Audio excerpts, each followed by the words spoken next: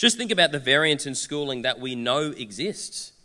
They all start with the same document, but there are significant differences from school to school, not only in outcomes, but even in content and focus. As has been mentioned, I'm involved with a new school opening in Brisbane in 2026 called St John Henry Newman College.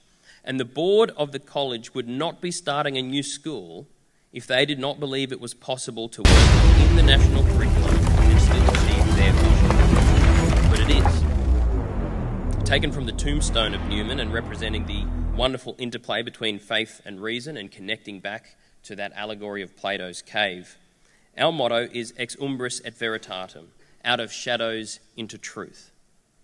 And we believe not only that this is the purpose of education, but that this education can take place within the national curriculum.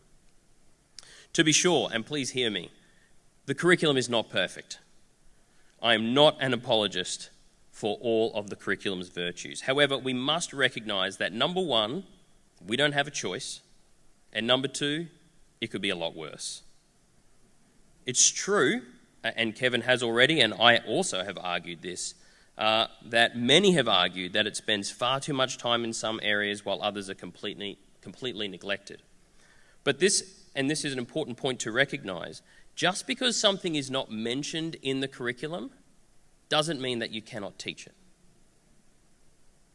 The curriculum forces inclusion, it doesn't force exclusion. You are able to include things even if they're not necessarily included.